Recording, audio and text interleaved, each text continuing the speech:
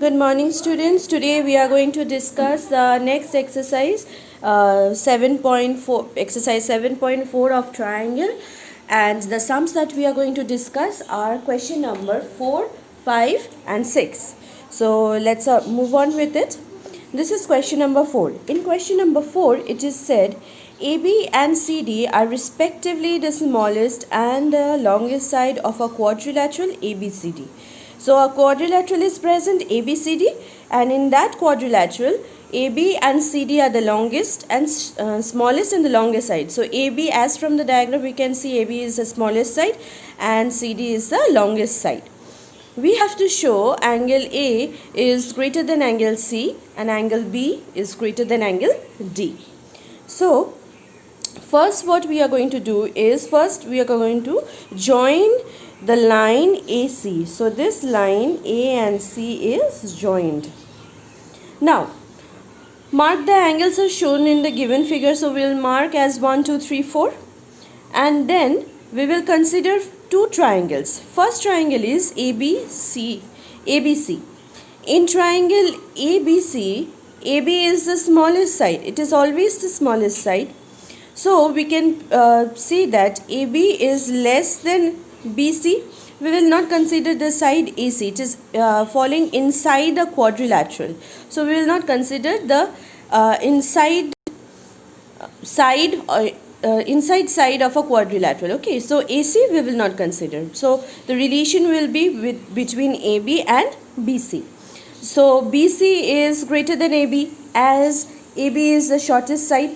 So we can say the angle opposite to BC is angle 2 and the angle opposite to AB is angle 4. So angle 2 is greater than angle 4. It follows the theorem, angle opposite to longer side is greater. So this theorem is being followed. Now we will consider the triangle ADC. In triangle ADC, CD is the longest side. It is always the longest side as given in the question. So CD is greater than AB. So the angle opposite to CD is angle 1 and angle opposite to AD is angle 3. So we can say angle 1 is greater than angle 3.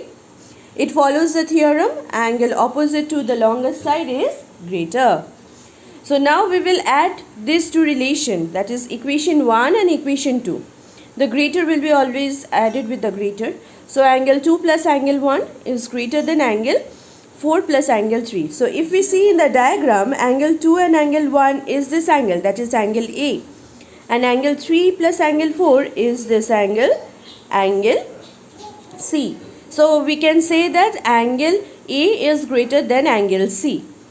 Now in same way we can prove that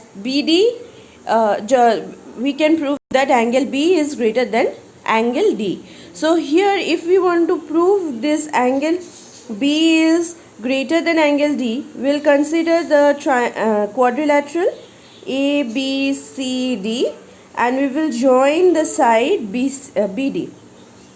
We will join the side BD. So when we join this side BD, the angles will be, again we can consider 1, 2, 3 and 4. On considering all these angles, the way we have proved angle A is greater than angle C, in same way we can prove angle B is greater than angle D. So I'll leave this part for you to solve. So one I have solved. In this similar way you have to solve for angle B is greater than angle D. Now let us move on with the next one. Here in question number 5 we have PR is greater than PQ and PS bisects the angle QPR. We need to prove angle PSR is greater than angle PSQ. So let us move with the solution. Here it is given PR is greater than PQ. So PR is this one. The angle opposite to PR in triangle PQR is angle PQR.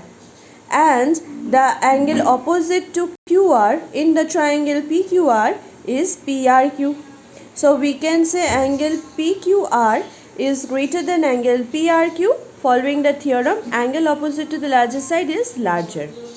Now there is another clue given in the question, that is PS bisects angle PQR. Bisect means it divides the angle or a side in equal half. Here it is an angle, so the angle is divided into equal half. So we can say angle QPS is equals to RPS. So this forms our second equation.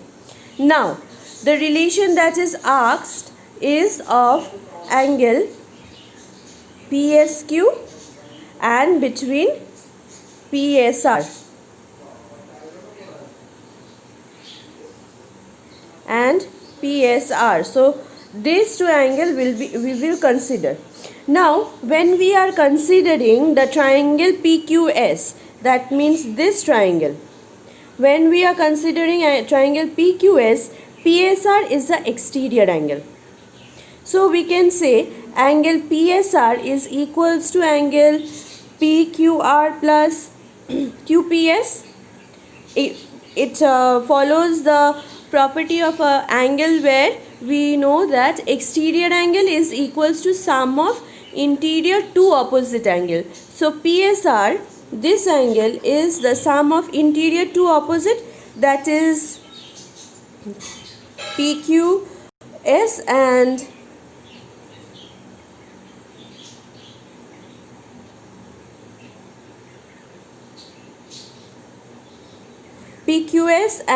QPS. This two angle sum is equals to PSR, that is the exterior angle. So it is our relation 3. Similarly, when we consider this cross triangle, that is PSR.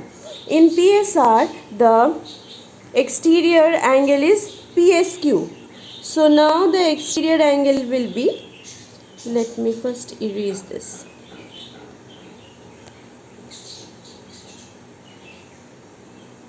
Now for triangle the PSR, the exterior angle is PSQ and it is equals to sum of interior two opposite angle, that is PRS and RPS. So it forms our relation 4. Now adding relation 1 and 2. So we are adding this relation and this relation.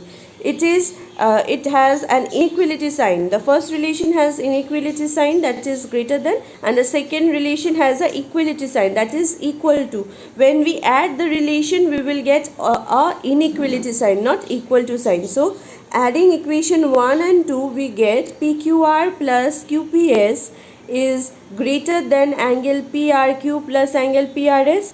So the right hand side part, this part forms angle PRS, that comes from relation 4, and the left hand side part, on addition we get angle PRS, that is from relation 3, and the right hand side part, this part is the exterior angle that we get in relation 4, that is PSR is greater than PSQ. So our required to prove is achieved. So this is how we use not inequality along with the chapters that we have learned before, like lines and angles in our lower classes. All this chapter and all this knowledge is also required. Now let us move on with the last sum of the question. The last sum says, show that all line segments drawn from a given point not on it, the perpendicular line segment is the shortest. So we have to show in the diagram, from the diagram if I say, we have to show OP is the shortest. So here I have drawn one line L. On that line L, O is a point which is not on L. We can see O is a point which is not on L. And OP is the perpendicular drawn on L. We have to prove that OP is less than OQ, OP is less than OR, and OP is less than OS. So from O, we are drawing different lines that is coming on the line L, and one of the line is perpendicular. since it is perpendicular, we know that the angle at P will be 90. So we have angle at P as 90. Now, if we consider the triangle POPQ, in this triangle, if P is 90, then angle O plus angle Q will be equal to 90. So we can say angle Q is less than 90. Less than 90 means it is an acute angle.